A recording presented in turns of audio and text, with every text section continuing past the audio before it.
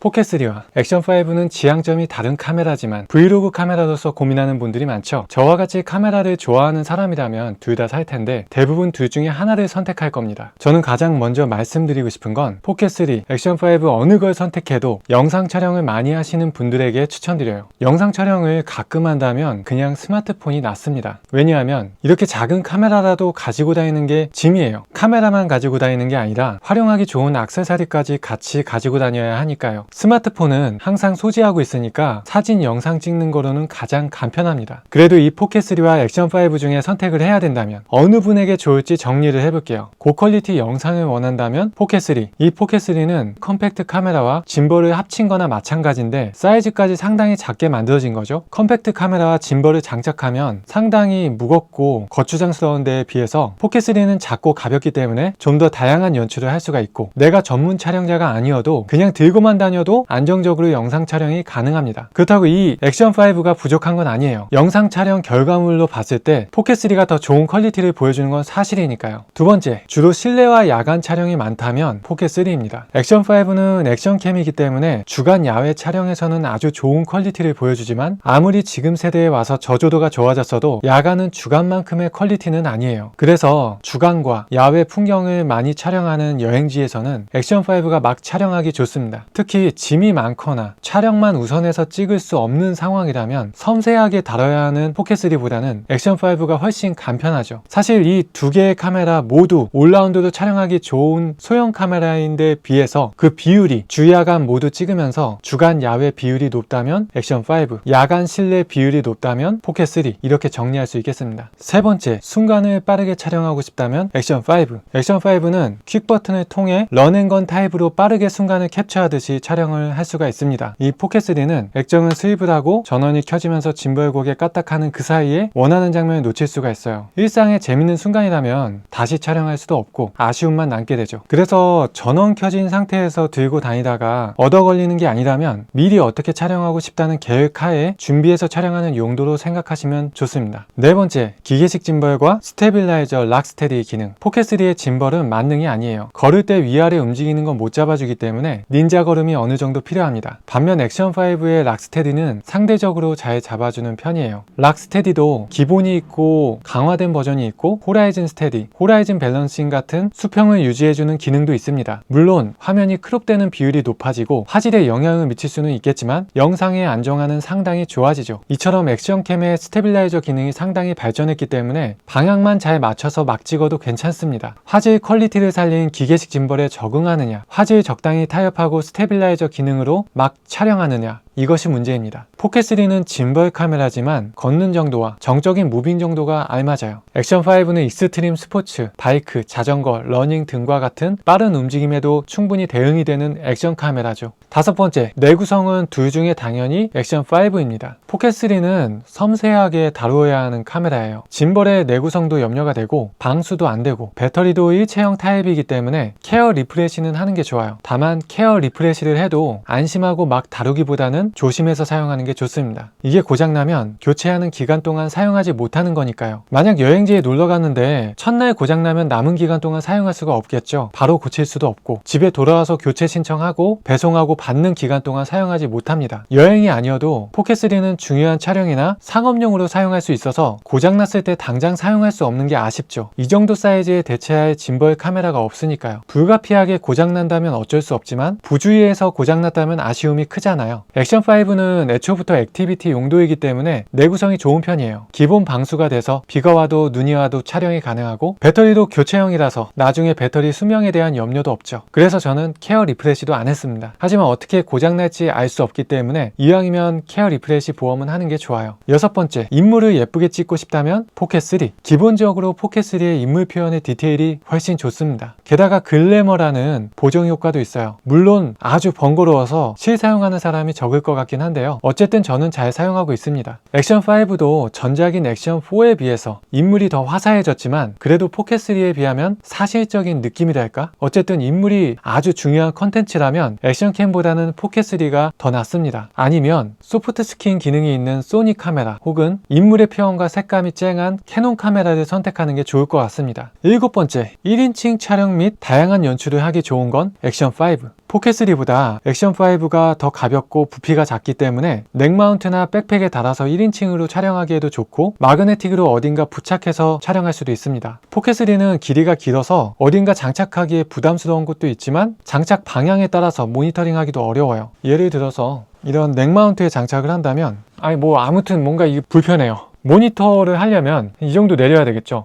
이러면 볼 수는 있어요. 근데 중요한 행사 현장에 촬영을 갔다면 그 행사 현장에 사람들이 굉장히 많이 밀집되어 있거나 엄청 많이 다닐 수도 있어요. 불안해요. 부딪히면 괜히 내 손해잖아요. 목에 걸고 인물 추적 기능을 사용하면 괜찮지 않겠냐. 그렇게 다니다가 예상치 못한 방향으로 찍히고 있을 확률이 높아요. 잘만 쓰면 활용할 수는 있습니다만 그만큼 세팅에 신경을 써줘야 되고 확인을 해야 되고 간편하지는 않아요. 액션5는 별다른 고려사항 없이 방향만 잘 잡아주면 어느 상황에서도 촬영하기가 편해요. 화각도 넓으니까 웬만하면 피사체를 화면에 다 담을 수가 있어요. 이렇게 7가지를 한번 꼽아봤는데요. 제가 1년 넘게 포켓3를 사용하고 있고 DJI 액션캠도 액션3 때부터 현재 액션5까지 잘 사용하고 있는데요. 둘 다 있으니까 결국 그때그때 필요한 용도에 맞춰서 각각 사용하게 되더라고요. 중요한 촬영이나 상업 용도의 촬영에서는 둘 중에 무조건 포켓3를 중심으로 사용하게 되고 액션5는 1인칭 촬영 같은 특수한 목적일 때 주로 사용하고 가족과 같이 놀러가서 일상의 기록을 남기고 싶을 때 편하게 가지고 다니면서 촬영하고 있어요. 여름철 물놀이 하러 갈 때 포켓3를 가져갈 리는 없잖아요. 여러분들의 촬영 상황과 목적에 맞게 선택하시면 잘 활용하실 수 있을 거라 생각됩니다. 좋은 선택하시길 바랄게요. 그럼 이만 영상을 마치겠습니다.